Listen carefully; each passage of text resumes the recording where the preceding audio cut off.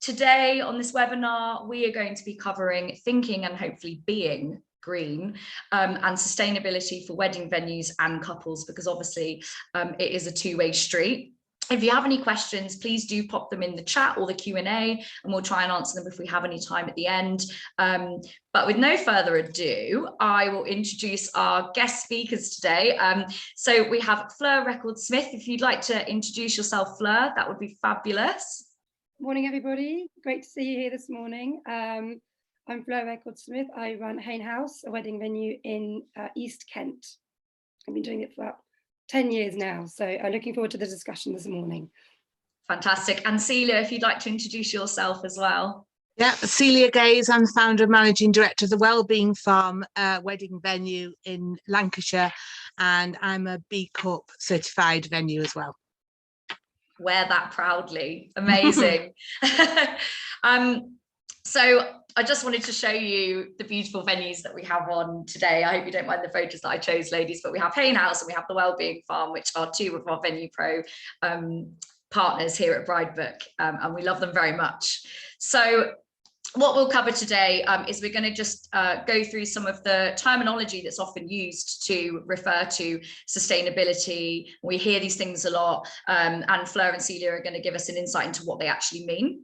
We're also going to go through our couples' thoughts on sustainability. So we did run a survey just last week with 185 couple respondents, all to do with sustainability and eco-friendliness. So we will run through some of the high-level things that apply to your business as a result of that survey. We'll have a little look at quick wins and long-term solutions, so things that you might be able to start implementing or thinking about today, and then things that you may want to work towards in the future that Celia and Fleur have both done in the past. And then accreditations for venues. So there are various kind of governing bodies to do with sustainability and eco-friendliness and social well-being. So we will touch upon those as well and let you know how to do those accreditations, and just give you a bit more background information. And then if we have time, we'll go through some of the pre-submitted questions. So I'm going to hand over to Fleur and Celia. I guess we'll start with you, Fleur, because I think in our chat before the webinar, you were explaining to me the differences between net zero and carbon neutral and where they cross over and where they differ. So if you could please enlighten us. Sure. Okay. So firstly, yes, net zero and carbon neutral, very different terms. So net zero is what we all need to aim for, basically, as businesses, countries, well, the whole world, basically, so that we keep global warming under 2 degrees. And that really very much means basically that all the effects of our business activity don't add any more CO2 into the environment, into the atmosphere, than what we're taking out. So obviously we're wedding venues, so we're not going to be huge carbon capturing businesses. So basically it means that throughout all our operations, the emissions that sort of come from our operations pretty much are nil. So I think obviously we're a way off that now, but what that means in the long term is that we run our day-to-day, all our operations with, basically emitting as few emissions as possible. Carbon neutral is a different term, and also one that needs to, I think, be used with a bit of caution. So you might see a lot of businesses out there saying we're carbon neutral, and that effectively means that they've measured their emissions and that they're then offsetting them either by planting trees or through a scheme, etc. So you can buy offsets, to sort of offset your emissions, but it's not, if you're carbon neutral but you're not actually taking action to reduce your emissions, then effectively it becomes a little bit pointless. So I think you need to be a little bit careful how you use carbon neutral and maybe use it as a bit of a temporary solution whilst alongside reducing your emissions too. So use it with a pinch of salt. But equally, being carbon neutral, planting trees is still a good thing to do. And if you're going to do it, make sure you check out for the gold standard. There are all different accreditations of carbon offsetting schemes to make sure that you are actually, planting the right things in the right areas in an accredited way. Yeah. Amazing. Anyone who's just learned something, please put yes in the chat, because I've already learned something. I've been on the webinar for 5 minutes, so thank you so much for explaining that. Really, really useful. Is there anything you'd like to add there, Celia, or shall I? No, I've got to say, I don't think I could have done any better, if anywhere near that. So Fleur, well done on that explanation. Brilliant explanation. Thank you for that, Fleur. Super useful. We've had lots of yeses in the chat for people that have just learned something new, so it was worth joining already. So I saw this quote on the Sustainable Wedding Alliance's website, and it kind of frames the issue quite nicely. Obviously, zero waste is something that it would be great to work towards, but even if we just replace that with sustainable weddings, we don't need a handful of venues or suppliers doing sustainable weddings perfectly. We need millions of people doing it imperfectly, and obviously everybody making the move towards this way of business and living is something positive. So I really like that from Anne-Marie, that little quote. So why bother being sustainable from a business perspective? So before we ask our couples, I'm going to ask Celia to share her thoughts on this, because we were chatting around, why from a business perspective, like we know it's the right thing to do and we know that we need to save the earth, but from a business perspective, why bother being more sustainable and going towards this way of being? Thanks, Dorothy. I think for us, it's very much that everyone looks at sustainability as being, you have your finance, your governance, and your kind of HR and your different pillars. And actually, for us, I feel that the sustainability one has to underpin everything. It's becoming more and more important it's not only about saving the planet, it's about how your venue is positioned in the community and all of the benefits that brings, and how it's positioned as well for your staff. And I certainly, from doing this, I know, for example, take recruitment, for example, my venue really doesn't have a problem with recruitment, because we're getting more and more people wanting to work for us because of our sustainability measures. Similarly, we're getting couples coming to us just because they're after a sustainable venue. So I think it just makes good business practice as being something that's ethically the right thing and morally the right thing to do as well. And so it's got to be an underpinning thing, that like a drive to how you operate and manage your whole business. Yeah, absolutely. I love that. I was thinking about it this morning, how obviously millennials are getting married now, and we're becoming more and more susceptible towards this way of thinking and trying to cut down on our emissions, etc. But Gen Z are super woke and they are thinking about this all the time, and they're going to be the next generation to get married. So we'll get to this later, but if anything, you're future-proofing your business by thinking in this way now, and capture those couples' attention in the future, and also those people that are going to be working for you. So I think those are great points. We're going to ask our couples now what they think about some different kind of aspects of sustainability, so that we can really break it down why this is important. So we asked couples, how important is sustainability to you in your day-to-day life? So this isn't related to weddings, but obviously the way that we act at work and when we're planning a wedding, etc., all stems from our everyday practice. So 85% of respondents marked importance as 7 or above. And almost a third of couples marked it as a 10 in day-to-day life. So that just shows us that there's a large number of couples where this is the top priority for them in their day-to-day life, and that is obviously going to trickle down into when they plan their wedding as well. The next thing that we asked them is, do you think that you've become more environmentally conscious in the last 12 months? So obviously, with the pandemic and everything, I think people's perspectives on life have been shifted anyway, but I think also on thinking about the environment. And we saw all of the fact there were no cars on the road, the smog in London decreased, and there was all sorts of positive impacts on the environment as a result of the pandemic. So 89% of these couples have said yes, they've become more environmentally conscious, and so again, that is going to trickle down into every aspect of their life. And only 11% said no, which is quite a small amount. And then we asked them, obviously relating to weddings, how important is sustainability when planning your wedding? So the majority of respondents gave sustainability during wedding planning a 7 or above for importance. So obviously that percentage has come down slightly from everyday life, but there are some things they're willing to compromise on and some things that they are not willing to compromise on when it comes to planning their wedding. and we can share the results of the survey afterwards in terms of what they're looking at specifically. But yes, 18% of respondents gave it a 10 out of 10 for importance. If you think about 18% of the couples that come to your venue, that's actually quite a large portion of business that you'd be losing if you weren't thinking this way and starting to act and put things in place. So I just wanted to give that as an overview for what we talk about, and we can send the results for the rest of this survey afterwards. But I think that the results were quite important and enlightening. And I want to ask you, Celia and Fleur, have you seen this in your couples, this kind of behavior where couples are becoming more conscious and asking for those options? I know you've already touched upon this, Celia, but Fleur, have you seen that in your couples? Yes, definitely. And also not just through us, so the couples that then book us, our suppliers then say to us, oh yeah, your couples are asking a lot about sustainability, so it's good that it's having a bit of a ripple effect across the supply chain.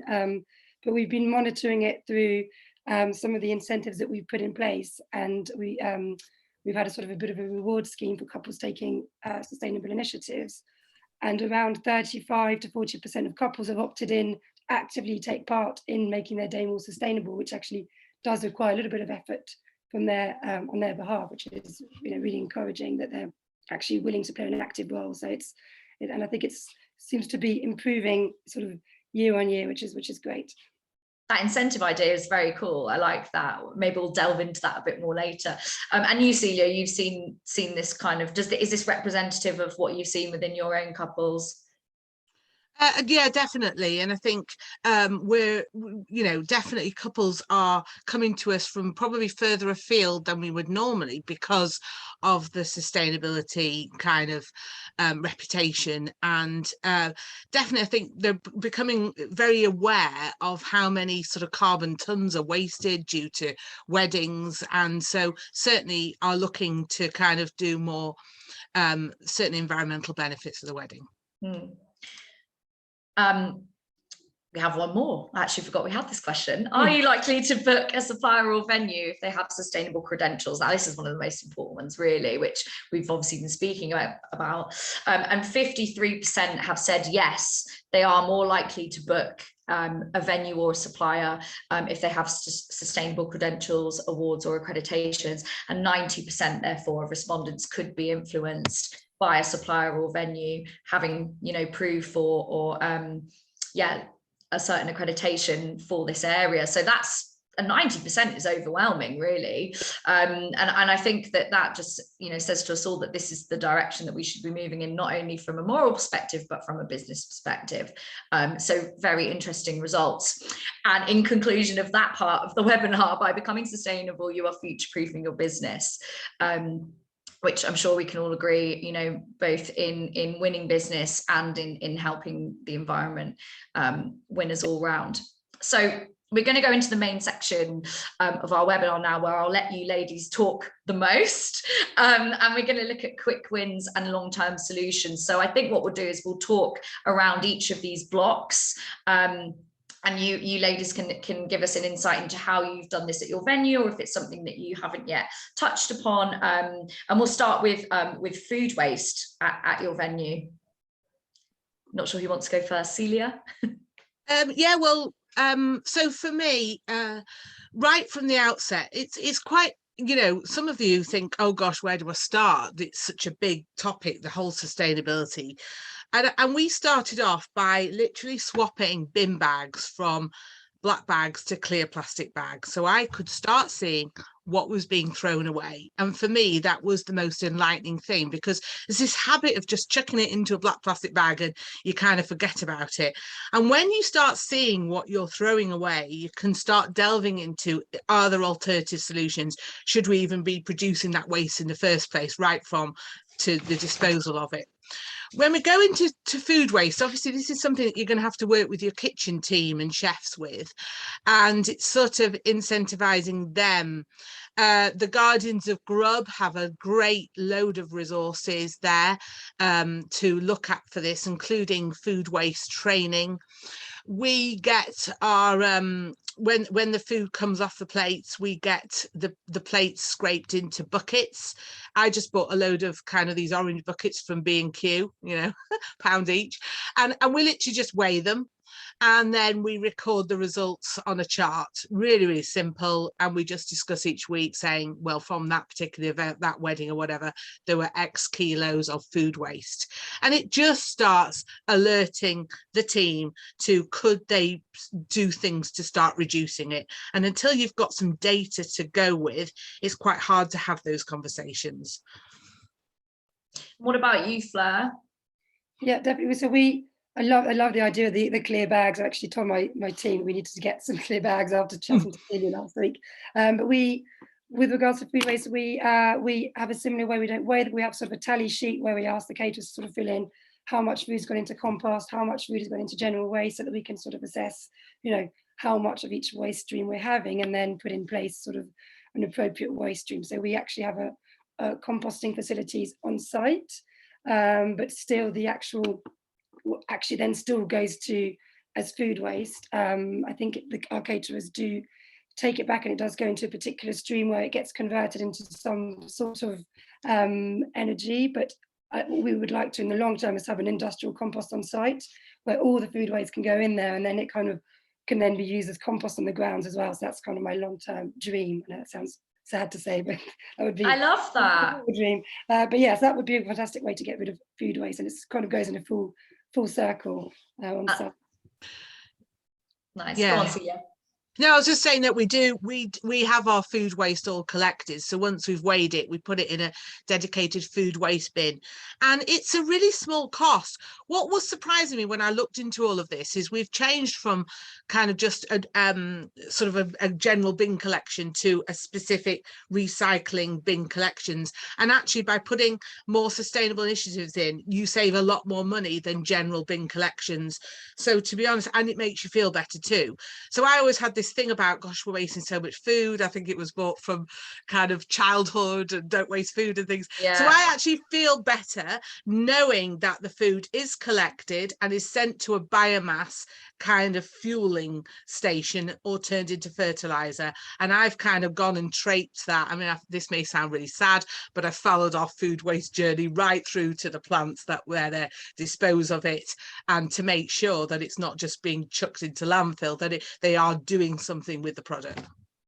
Brilliant. I remember when I worked for Merlin Events, I used to just eat all of the leftovers. So maybe you all need a Dorothy on site as well. No, but I love your commitment, Celia, to following the journey all the way through, because I think so many of us chuck something in the recycling or whatever, and we hope and pray that it ends up being recycled. But really, it's really important to make sure that end-to-end journey is followed, and actually you're not having a more detrimental impact on the environment than you intended to in the first place.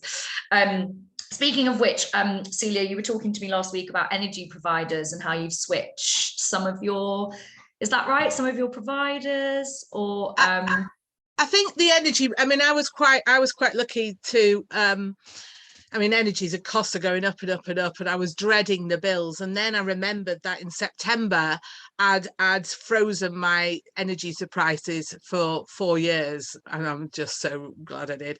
And we have most of our electric, we haven't got any gas, so we have it all on electric, and we have it all provided, most of it by a wind turbine, so it's fueled by a wind turbine.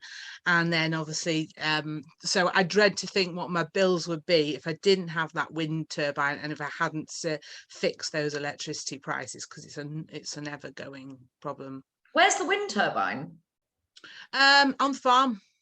Amazing. That is so cool. Didn't know that.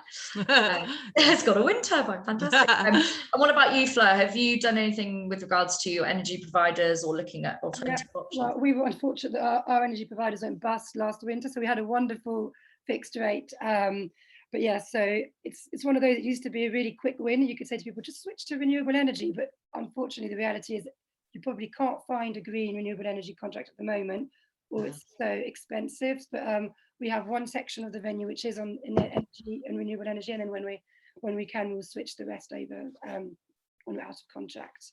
But in the meantime, we could do lots of things to save energy. And one thing that I cannot believe, because obviously we did our latest emissions report, that things like LED bulbs, which probably most of you have, but it's worth checking every single bulb, light sensors, and also being a real behavioral change.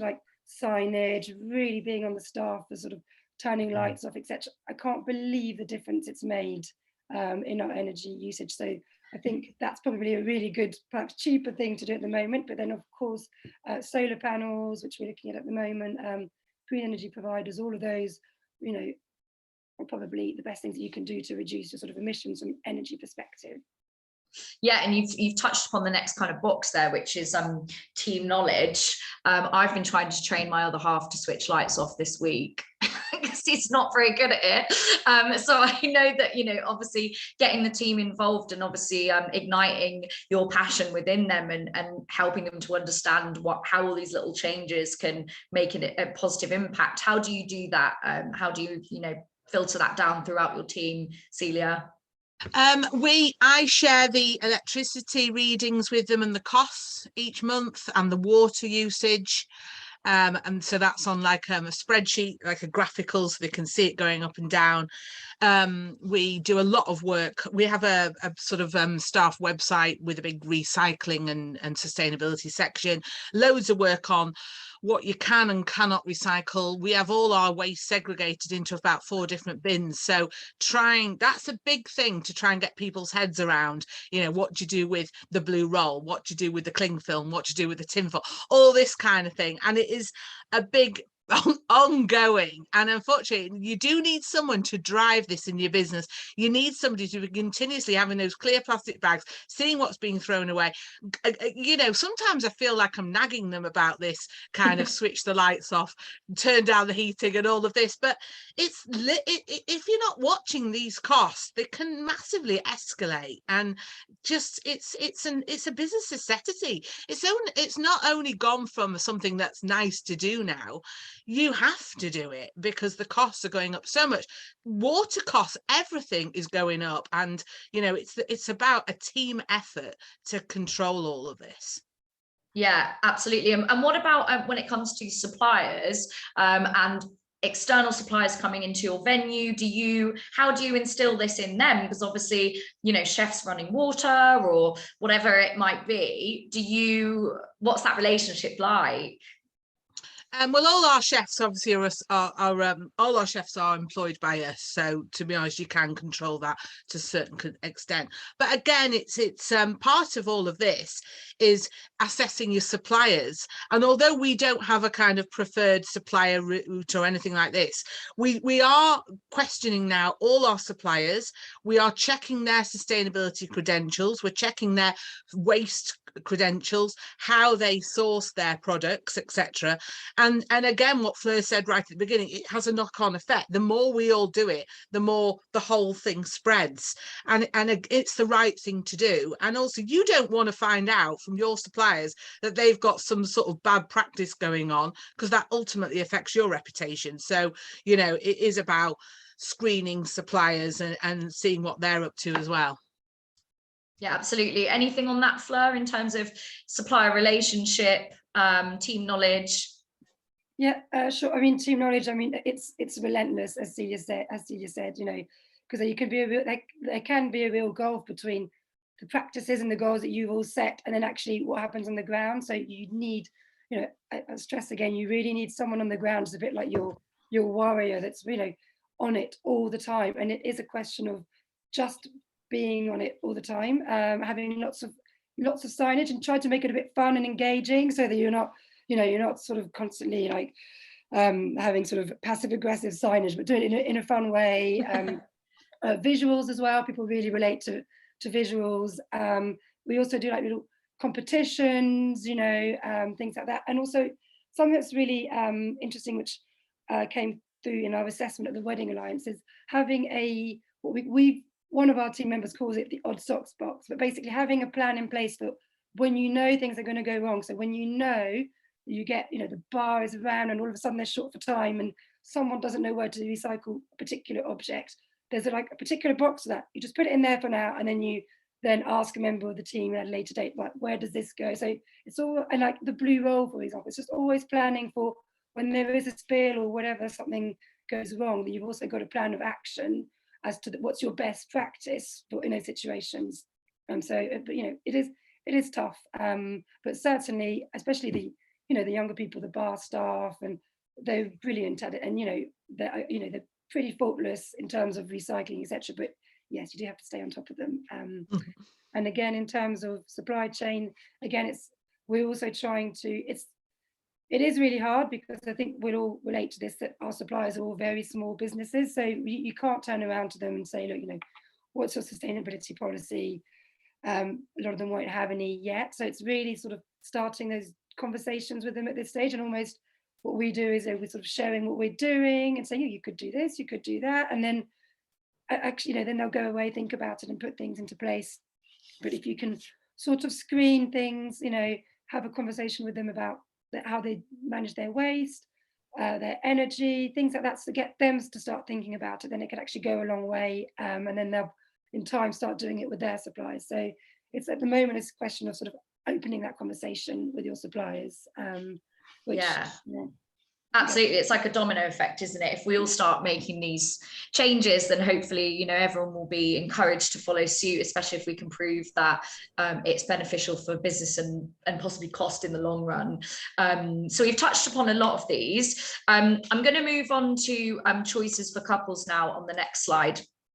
Because obviously we were talking about, it's not just about what we can do as venues and suppliers, but it's also making sure that those choices for couples are, one, available, and two, that we're encouraging them as much as possible. So these are just a few examples that we were all talking about last week. So obviously it's great if couples are coming locally, locally to your venue, and if not, if they can kind of arrange for a large number of their party to come together, so that they're not obviously all driving and emitting all of those fumes on the way. Also educating and informing your couples on the choices that they can make. So this is something that Celia touched upon. We all, couples absolutely love the single-use flip-flops, because everybody's feet are killing by the end of a wedding. But then where do they go, Celia? Well, again, yeah, I mean, they're completely, kind of cluttering up. I mean, nobody's, very hard to recycle an old flip-flop. Nobody wants to use it again, let's face it. And again, it's this sort of throwaway mentality. There's so much stuff that they bring. I mean, and it's about you encouraging them, this. I mean, they sometimes, when we're clearing stuff up at the end of a night, and you find all this stuff left over from favors, no one's wanted it, and even down to children's little kind of bags, of party bags, that they've bought all this stuff, and everyone's left it on the table. And it's about us encouraging the staff to say, actually, we don't mind if you put a shot of local gin, or some sort of charitable kind of little badge that you support a charity or something like this for your favors. It's like those plastic sprinkles. Get rid of those straight away, because they cause a mess. You find them forever.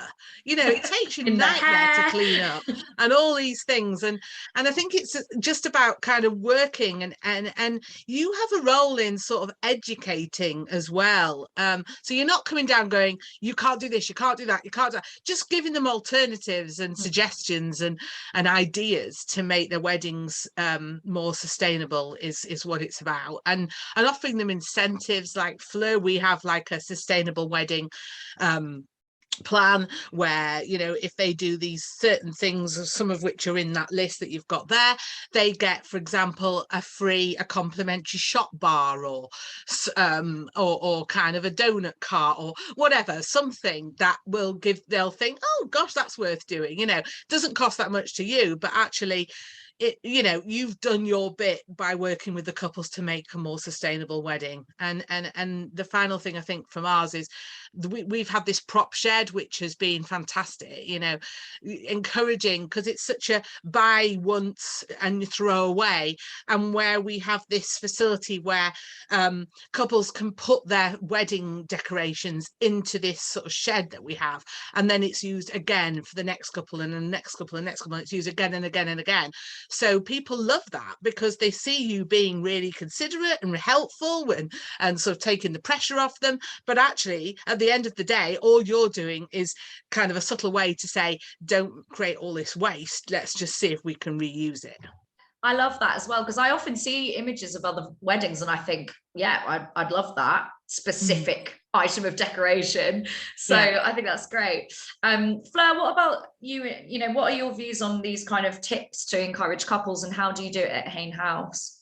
I think I think especially as a venue, we're in quite a good position that we can actually sort of help them make better choices. So, you know, I think it's very much a question of what options we give them. So I think we're very careful, for example, now, when we do a styled shoot, for example, we'll only try to use products or even suppliers who sort of align with that. So we're not going to be promoting single-use favors, or, you know, I think we can actually really change the sort of the narrative that way. And again, yes, it's very much a question of giving them better options, you know, and again, perhaps educating them through, you know, we all write blogs for SEO, for our website, well, maybe in the blogs, you know, sort of give them some tips with using all local suppliers, you know, what they can use with visuals, etc. Rather than saying, don't use flip-flops, maybe just say, you know, perhaps appreciate the footprint of 100. Well, we calculated that the what was it, the use of flip-flops that we had last year was equivalent to, I think, 25 lengths of our orangery if we put them one across the other. You know, and it's just things that I think couples don't, you know, if they have the choice between making the sustainable choice and the non-sustainable choice, they're going to go for the former. So I think it's a question of us giving them all those choices. So maybe letting them know, you know, oh, we're not doing this because, you know, this is perhaps a better option. And again, I think through your supply chain, through your procurement, again, you can also, through the companies that you use for your food, for your drinks, having local drinks in your drinks packages, you know, all these things that you can do to make it easy for them to actually make those choices, you know, and also your suppliers. Again, it's going back to your supply chain, you know, and even your recommended suppliers who don't necessarily always form part of your direct supply chain. It's, you know, you're encouraging them to sort of go to prop hiring companies that, you know, already are quite mindful about how they operate and, you know, what their waste policy is, etc. So it's really sort of sorry, my croaky voice. It's really That's okay. Giving them the better choices, and sort of promoting the better choices. Yeah, definitely. And you know, what is it to a couple to just add a line to their invite saying, don't forget your flats? You know, it's instead of flip-flops, like it's just those little things that you can add a piece of communication rather than waste 100 flip-flops. It's, you know, it's crazy. And a lot of couples are already going paperless. You know, they can amend their website to add a line about, we're not going to have flip-flops because it actually has this impact. Like, you know, they can actually promote those kinds of choices to their guests, and then their guests are more mindful about it, you know, without being too preachy. But I think that's actually, like, you know, really important for couples to think about, and for, you know, I suppose venues and stuff to encourage. So anything else to add on helping couples make sustainable choices before I move on? I mean, again, we don't want to be seen as the sort of bad people who are going to kind of put sort of stationery companies out of business or anything like that. But again, they can go, like, you know, seed paper, for example, you know, go, you know, so they could take the invite or take the sort of menu or whatever away and plant it. And what a lovely memento of the event, of having some wildflowers versus something that you just throw in the bin. Because let's face it, you do get these invitations, you keep them, and then let's throw it, you shove them somewhere, and ultimately they end up in the recycling bin or bin for yourself, you know, depending on whose wedding, obviously. But, you know, there are other things that I think it's about everybody just thinking that bit differently, out the box, a bit more creatively, and looking at kind of truly looking at kind of almost what, if you're going to produce it, is there a sort of recyclable alternative? You know, what's the end result? If you absolutely need it, let's look a bit more creatively to see if there's a more planet friendly option. I love this seed paper. I've never heard of this before, but I mean, it does exist. I mean, I'm completely exposing myself here. This is why I have Celia and Fleur as the experts on this matter. Like, apologies. But yeah, I love that. Fleur, anything else to add? Yeah, I just think, again, I think it's very much about changing the mindset, you know. So I think ultimately, you know, as an industry, you know, hopefully in the not too distant future, this will no longer be giving them sustainable choices. It will just become best practice. So again, I think, you know, we need to change our mindsets internally and then change that a couple, and just we do have to make it as easy as possible for them to make those choices. And I think a lot of it, as a venue, we can have quite a big role to play in to the whole wedding supply chain. So it's really great if we can all start making those changes now. Yeah, brilliant. And, you know, venues, like you say, are right at the beginning of the journey, as early on as you can possibly get, apart from, well, no, the venue's the first thing. It's the first thing. So, you know, then you can even chat to them about like sustainable kind of clothing, or buying a secondhand dress, and all those kinds of things. You can start planting the seed paper to help them make those choices. So yeah, you're right. We're in a really good position as venues to do that. So these are just some of the things we've already touched upon, but I just thought I'd summarize them. So obviously partner with like-minded suppliers and make sure that you know how they're running their business, and that they understand your passion for sustainability, and understand that it's a necessity, really. Have a look at your supply chain and try and localize where possible, to kind of reduce importation. Review your energy providers as much as you can, or like Celia, build a turbine in your farm, which is fantastic. But, you know, Celia's a B Corp, so we'll get to that. But yeah, you know, review, and like Fleur said, always have this front of mind. What choices can I make? What are the alternatives? I've put here, consider turning food waste into biomass. I don't even know if that's a correct thing, but they're nodding. Get it collected, yeah. There you go. Yeah, yeah, collect it, obviously, or turn it into compost for your grounds if you have grounds. Replace equipment with more environmentally friendly kit. We didn't really expand on this, but I don't know if you've got any examples, Celia or Fleur, of equipment that you've switched out. Yeah, I think, you know, when it comes to, I mean, we're not telling everybody to kind of get rid of all their equipment now and change it, but if it's coming to the end and you need to replace it, look at the energy grading, look at kind of, you know, from could you use induction hobs, which are a lot more energy efficient, for example, than this solid, you know, kind of ring, and these new ovens of energy efficiency, fridges, things like this. And it's just gradually looking at everything, and it's not just because everyone looks at cost, but actually if the equipment costs a fortune to run, it may be cheaper to get a much more energy efficient piece of equipment in the long run. I know there might be a bit more outlay at the beginning, but actually in the long run it'll be cheaper if it's run on lesser energy, particularly how much the energy prices are going up, and that doesn't seem to be going to come to any solution in the near future. So, you know, I think it's always, and I mean, obviously, you know, LED, like Fleur said, and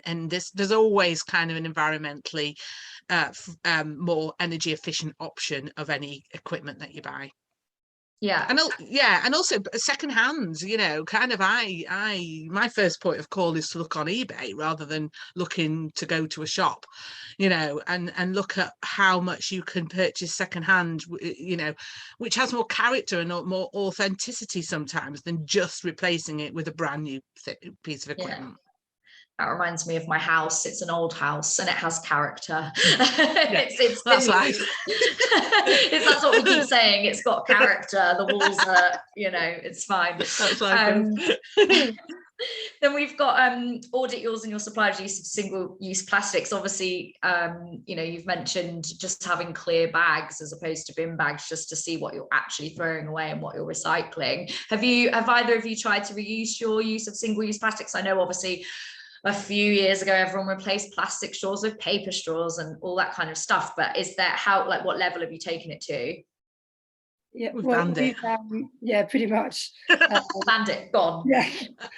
Good. No, it always sneaks back in somehow, like the new product. But yeah, we all our toiletries, for example, you know, in the rooms, or like the single use in terms of, and also we also changed our suppliers based on like our food deliveries, etc. So that tried to use more smaller local farms where things weren't wrapped in a ton of plastic. So again, that was very much a question of pretty much reviewing almost every single item that we were buying, and does become a bit of a, you know, it's like there's never a perfect solution. So it's always like, okay, well, let's go for this. Or it comes in a bigger container, or it's in a tin, which is better. So often it takes a little bit of time, but we did sort of review sort of all all our procurement with the aim of sort of eradicating the single-use plastics.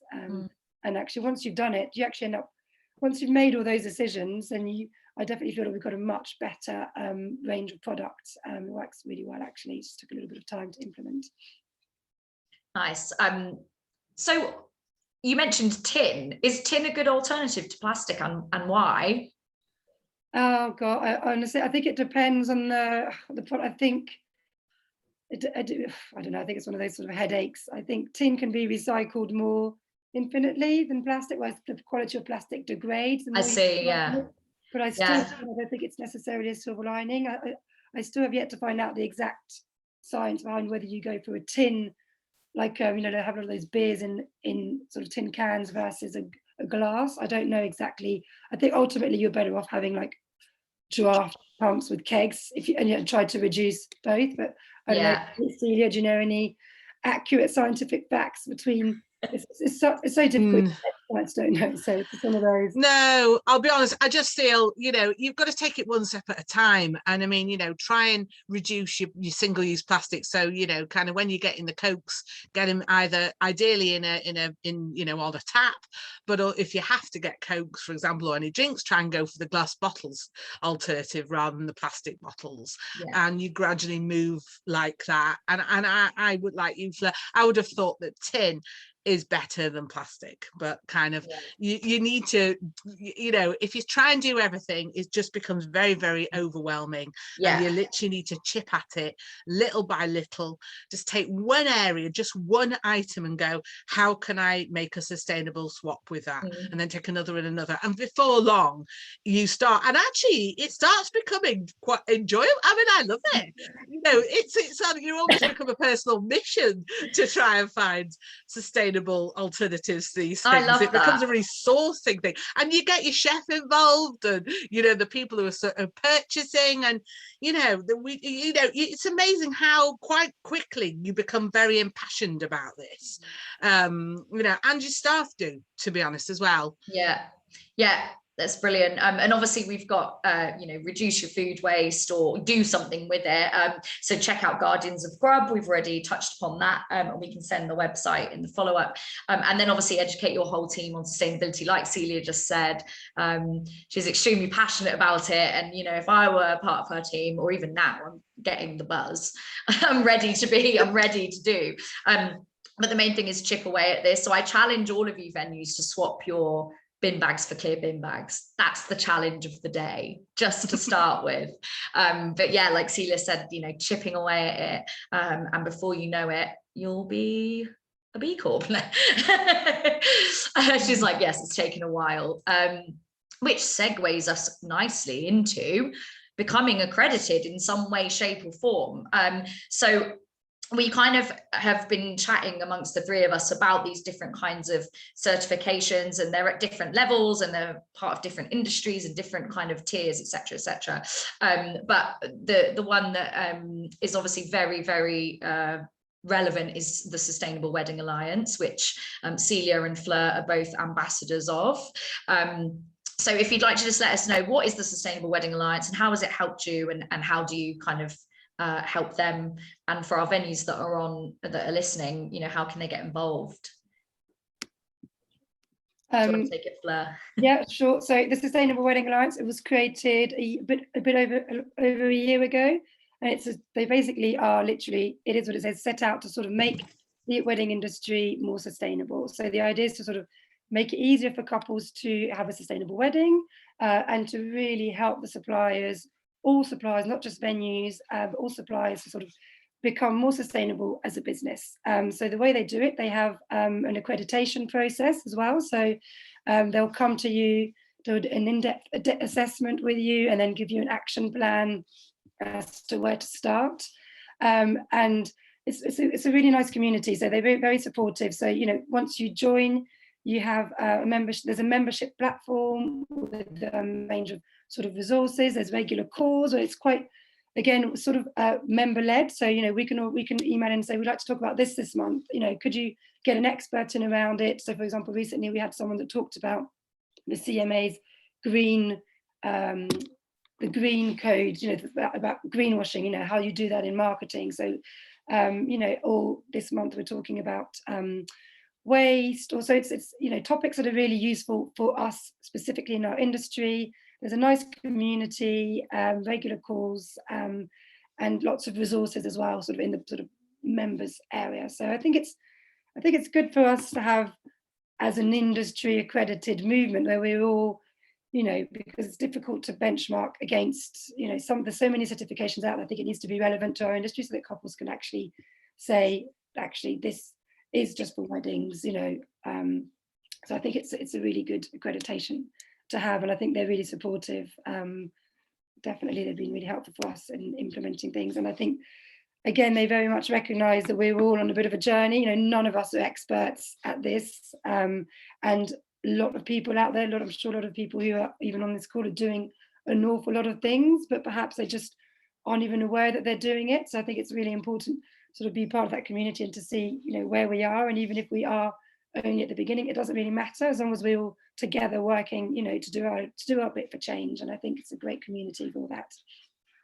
Yeah, it does feel like an amazing community to be a part of, and a lot of passion and moving the industry forward within that. So it's fantastic.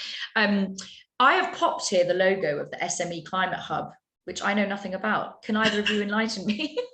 Yeah, I think it's run as part of Small Business Britain, and I find Small Business Britain a really helpful resource on all sorts of manner of different things, and I think if it's part of that umbrella of things government led. And they do lots of kind of small webinars and things like this, but it's a good way of kind of showcasing your work as well, because they will promote you and what you're doing quite easily. The other one probably that's missed off, and apologies, Dorothy, because I should have spotted this, is That's also okay. the Green Business Scheme, which was the original kind of accreditation before all these other things, and that is still going strong. And I like the fact that when there's an actual somebody comes and verifies what you're doing, because all part of a lot of all of this is this greenwashing movement where people go, I'm really green business, I'm an eco business, and it's like, well, how eco are you? And they might find they've got a recycling bin in the corner and they're kind of calling themselves an eco business. And so I think it's better when you go to something that actually verifies you independently. So the Sustainable Weddings Alliance will, but the SME Climate Hub doesn't. And at the moment, even the ISO 2012 one is a self-certified thing.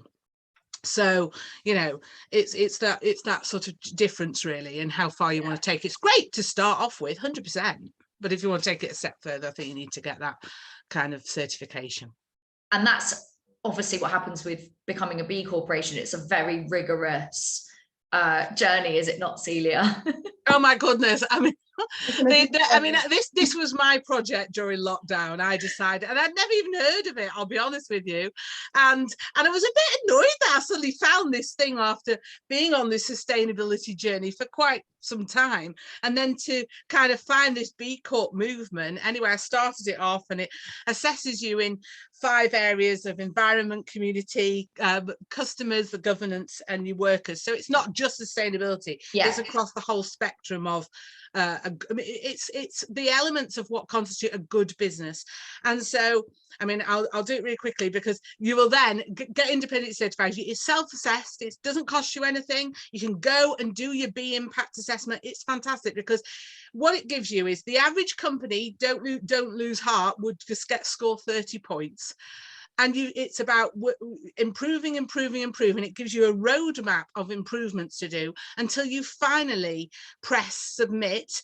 And you can't become a B Corp until you score 80 points. But to be honest, you're better going in at about 90 odd, because you will get knocked back, because they're very, very rigorous in their certification.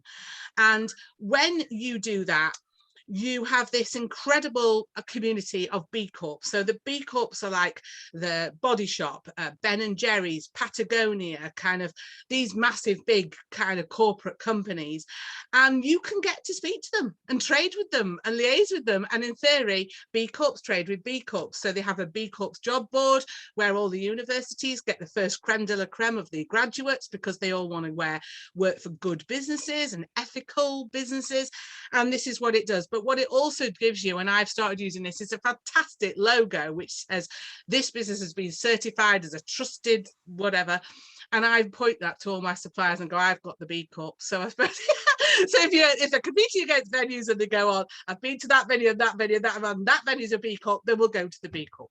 Amazing. I mean, it sounds like it has been like you've put your blood, sweat and tears in there, I have. Celia, to get it as a lockdown project. The rest of us were just knitting or baking banana bread, and you were becoming a B Corp. So hats off to you. But it's now got about 14-month waiting list. It's growing so quickly. It's ridiculous amount. But, you know, start doing the work for it, because it is free up until the point of when you submit. And when I did submit, because I was female owned, I got 40% off the flipping fee. I couldn't believe it. You know, I was willing to pay the whole amount, and they gave me 40% off. So, you know, great for female owned or led businesses. So kind of another thing. That's very cool. Yeah, I'm happy to hear that. So we will send around the link to have a look at the Sustainable Wedding Alliance for everyone, you know, in our follow-up email along with the recording. I think we have time for just a couple of questions. So we've had some questions submitted from our venues today. So the first one is any advice on how to market or share your current credentials in an authentic way, you know, without, as you say, greenwashing, or just being a bit contentious about it? We use a lot of blogs and a lot of social media, obviously, kind of putting it in there, and awards. And we have a dedicated sustainability section on our website. We did have a dedicated sustainability website, but then when I got the B Corp, because it was a separate website, I had to bring it all into one, because the B Corp was for the Wellbeing Farm. And if you then want, and not the sustainability website, so you have to brand it all under one. So I had to bring it all online. So yeah, having a dedicated sustainability section on your website is quite good. Nice. And Fleur? Yeah, we do the same. But again, if you've got accreditation, then that already is authentic. I think to make it authentic, I think you actually have to be careful of more what you say rather than how you market it. And you do have to be careful. If you say on your website, we're a green website, a green venue, but actually you then got nothing to back it up, then, you know, you're putting yourself in a bit of a dangerous position. So actually you need to get the credentials and then back up what you're saying, and share with your customers what you're doing as well, you know, because again, they're going to look at what you're doing and share your story. It gives you something really positive to share, you know, positive to build upon in your relationship with your customers and your suppliers. So it's more a question of what you put out there. It's as important as how you market it, I would say. Yeah. Amazing. So obviously, you know, having the credentials in the first place, you've done the work to get there, so that's authenticity in itself. But yeah, I really like the idea of having a section on, you know, sustainability, and obviously encouraging couples to be more sustainable. Really specific question here from someone: what is the alternative to diesel generators for power supply? I did look this up, because I didn't know this. So I found that you can have a propane generator or use battery power if you've got something. But I did find that the National Grid Electricity Transmission have launched their first call to innovation to businesses across the UK to find a new low carbon alternative to backup diesel generators. And the deadline's the 14th of April 2022. So that is coming. So I won't worry too much about your diesel generator at the moment, because there isn't even a government solution to it. But good that it's in the works, and thanks for doing that research for us. It was a very specific question. It was. I just was hoping that one of you sustainability angels would know. This one's quite interesting. What steps can be taken, or would you propose, to reduce digital waste? So I always think that digital is a great alternative to paper, but then I'm like, having my laptop on all the time isn't necessarily that great for the environment. So yeah, what kind of things, how would you break this down? I think also digital waste, you can actually check who hosts your website. So we did use the greenwebfoundation.org, and actually rate websites to see if your website is hosted by a sort of a host that uses renewable energy or the offsets, etc. But then I guess to reduce your digital waste without running your servers on site, I guess it's like if you have green energy, if you're having 100% renewable energy, I guess you're doing the best that you can, I imagine, to reduce your digital waste. But then I don't know if MailChimp, how sustainable MailChimp is. I haven't dug that far into our supply chain, but maybe Celia has. I think already I'll put the link in the chat. I'm not sure I can do that, but yeah, green website, checking your hosting is a good start, perhaps. Yeah, I mean, I've not got mine on a green, I'll be honest. I mean, I've got to check that now. But I think it's also about kind of looking at these gadgets and going, do you even need it? Looking at low environmental replacements. There's lots of companies now that will take your old laptop and kind of upgrade them rather than buying a brand new one, so you're not throwing the whole thing away, because you end up with a whole pile of these old laptops which are kind of no longer good. And so there's various kind of things that you can do with that, and again, it's one of these, I wouldn't have thought that would be, I mean, that's not been my first thing to tackle digital waste. I think there's kind of easier things like tackling maybe paper and cardboard before you start on the digital waste thing. Perhaps the venue in question is thinking this way because they've done maybe we don't know. We hope that's the case. Next webinar. We did have a question as well for you, Celia, just about your clear plastic bags and where you get them from. Well, do you know what? This is an ongoing thing, because I let the chef order them from, kind of one of these big companies, and there were rubbishy ones which kept splitting.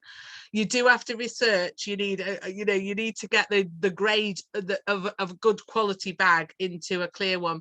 And I am so sorry to say this, but at the moment you can get them. I suppose there's a lot of digging around. For quickness, it's Amazon, not Amazon itself, the Amazon third-party supplier. But they will deliver them. There's lots of suppliers on there, and I always try and use Amazon, but use a small supplier supporting via Amazon to just get them, because the one thing you can't do is start running out of plastic bags. And they are going to be a bit more expensive. You're not talking loads, but if you think of all the benefits of actually kind of seeing what the people are throwing away, and you could spot somebody who's just chucked a whole chicken in there because it can't be bothered owning up that he's cooked too much, etc., etc. We've had all this, you will get to see all sorts of stuff, and it'll start really annoying you as to what people are throwing out. God forbid if we had clear plastic bags in our household. Well, so I think I'm gonna have to do that now. Turn the lights off. What's that you've put in the bin? That's going to be me for the next week. We're going to skip through these questions because we're at 11. But I did want to just remind everyone that we have now got our Bridebook Venue Academy, which has got all of our webinars, all of our reports, all hosted on one page. So I will send that round in the follow-up. You can watch some of our previous webinars on demand. You can watch this one again or share it with the recording with your team. So that's a brilliant resource for venues. So I will send that in the follow-up. And I just wanted to say a massive thank you, really. I was looking at your name, Celia. Really, Celia and Fleur, because this is something that I personally am not an expert on, and I've learned so much through you two, and I know that our team is going to have learned a lot as well, and they're going to be able to champion this to venues and suppliers. So yeah, just really appreciate you coming on and sharing your knowledge with us, and hopefully there will be more in the future where we can delve into these in more detail. But yeah, thank you very much. Oh, thank you very much. That's really good. I'll just let everybody, thank you. Everyone's saying thank you. Thank you, guys. I hope you all have a fantastic day. I'll send you the recording, and yeah, have a great day, everyone.